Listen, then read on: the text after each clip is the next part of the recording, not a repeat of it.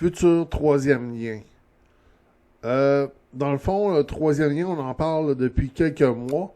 Et puis, dans le fond, les gouvernements pensent le faire atterrir ici, en Basseville, proche du centre Vidéotron.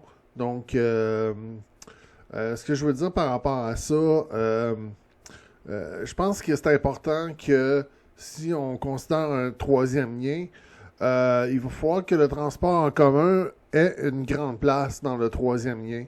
Et puis, ce que j'ai peur ici, en Basseville, ici, proche du centre Vidéotron, c'est peut-être pas la meilleure façon de faire déboucher un troisième lien, parce qu'il y a déjà beaucoup de circulation, beaucoup d'activités ici.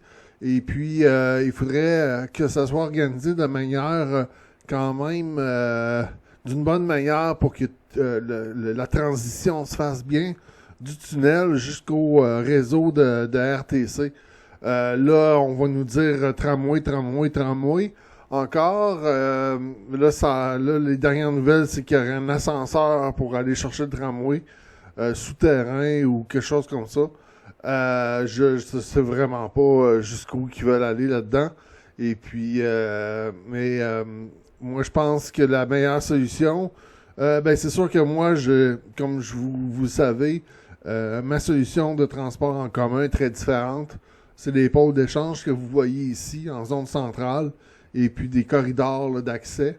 Et puis, dans le fond, si on considère mon système de pôles d'échange centraux, peut-être que le tunnel, la meilleure place où il pourrait sortir, ça serait au niveau du pôle d'Estimauville ici. Donc, tout serait prêt ici pour accueillir tout le trafic de transport en commun qui viendrait de la Rive-Sud. Dans le fond, on aurait un corridor là, central ici, rapide, qui irait à Jean-Perrin, à l'ancienne Lorette, pour que ça soit là, pour aller au campus ou autre. On a aussi des autres corridors disponibles là, pour si on veut aller en Haute-Ville. Dans le fond, il y a un corridor qui serait très avantageux ici, sur du frein Montmorency. Donc, un corridor rapide, on pourrait passer de Destimauville jusqu'à la Haute-Ville ici. Donc, ça serait vraiment peut-être le meilleur endroit ici, parce que le trajet ici, il peut être très court là, avec une voie réservée. On parle de moins de 10 minutes là, pour ce trajet-là. Et puis, ça enlèverait là, un petit peu de pesanteur ici, là, dans le coin là, de la Basseville. En heure de pointe, le matin, il y a quand même beaucoup d'activités. Et puis, faire sortir un tunnel dans ce coin-ci, avec tout l'impact là, du transport en commun puis des voitures à cet endroit-là, je pense que ça serait probablement une mauvaise décision. Et puis, ici, là, à Estimauville, il y a toutes sortes de terrains libres là, qui sont disponibles là, pour éventuellement faire sortir un tunnel. Donc, je suis pas expert en tunnel, mais moi, je pense que ce serait la meilleure solution. Et puis, pour que ça soit acceptable là, socialement, je pense qu'il y aurait certaines conditions de base. Une des conditions, ça serait qu'il y ait du transport en commun. Deuxième condition, peut-être là au niveau du coût total du projet, il faut que ça soit quand même raisonnable. Là. Il y a certaines estimations qui allaient jusqu'à 10 milliards. Je pense que à un moment donné, 10 milliards, ça devient beaucoup d'argent. Là. Donc, moi, de la manière que je le vois, c'est que le tunnel en question devrait sûrement pas être 3 de large. 3 de large, c'est beaucoup trop pour la ville de Québec ici, là, pour un troisième lien. Il y a l'heure de pointe, peut-être c'est à peine, je pense, si 3 voies, ça serait même trop pour l'heure de pointe. Donc, je pense que 2 voies dans chaque direction, ça serait amplement. Et puis, dans leur projet, ils parlent d'une voie réservée à l'autobus, mais il y a d'autres moyens de contrer ça. Je pense qu'à l'entrée du tunnel, ce qu'on peut faire, c'est donner priorité aux autobus. Donc, si, mettons qu'il y a seulement 2 voies qui rentrent dans le tunnel, on fait comme 3 voies qui rentrent au tunnel. Donc, 2 voies de voiture, puis une voie réservée d'autobus, de transport en commun. Et puis, s'il y aurait des embouteillages. Dans le fond, c'est tout le temps la ligne de transport en commun qui aurait la première droit de rentrée. Donc, si, mettons, il y aurait des accumulations là, de bouchons avant de rentrer dans le tunnel, ça ne dérangerait pas le transport en commun parce que dans mon idée, il y aurait une troisième voie, une voie réservée à l'entrée du tunnel pour s'assurer que les autobus qui s'en viennent passent tout le temps en premier dans le tunnel.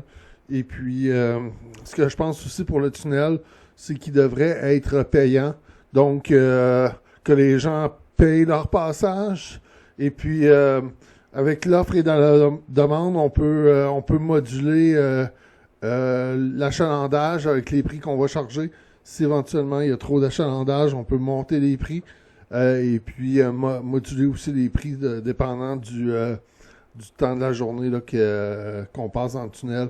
Donc, oui, je pense que potentiellement qu'un tunnel, un troisième lien, peut être bon, mais pas à n'importe quelle condition. Donc, le transport en commun, il faut qu'il y ait une grande place, puis il faut que le transport en commun, on aille un débouché comme ici à Simonville pour que dès qu'on sort du tunnel en transport en commun, pour pas avoir des heures à attendre. Là. Je veux pas avoir un trajet de tramway d'une heure pour aller à l'Université Laval. Je veux quelque chose de plus court que ça. Donc ici, en autobus, on pourrait monter sa colline parlementaire avec un trajet express en moins de 10 minutes. Donc, juste ça inciterait les gens là, à venir en transport en commun là, de Lévis à Québec. Et puis, aussi penser ceux qui vont chez Desjardins. Donc, tant qu'à moi, ça serait une bonne nouvelle pour augmenter la masse critique là, au terminus d'Estimonville. Mais c'est ça, il faut regarder les coûts de ça. Puis, il faut que ça soit acceptable socialement. Moi, je pense à un troisième lien, comme je vous dis, là, payant. Donc, tout ça fera en sorte que peut-être qu'au lieu de coûter 10 milliards, il pourrait peut-être en coûter 4 ou 5. Je connais rien dans les chiffres de tramway, mais de ramener de 3 voies à 2 voies, ça serait, je pense, essentiel. Et puis, pour la voie réservée, on peut réserver la priorité aux autobus sans problème, sans nécessairement mettre une voie réservée dans le tunnel en question. Donc, je pense que de ce côté-là, ça peut se régler. Je pense que les gouvernements sentaient de la pression pour avoir vraiment une voie réservée. Donc, ils ont mis 3 voies dans ce tunnel-là, mais au final, ça serait peut-être juste un petit peu trop pour la Ville de Québec. Mais c'est sûr qu'un troisième lien libérait les autoroutes beaucoup. Donc, juste le 20 ou 10 ou 20% de trafic qui serait sauvé alignerait beaucoup là, les heures de pointe pour tout le monde, y compris le transport en commun. Donc, c'est ce que j'avais à dire sur le troisième lien. Merci.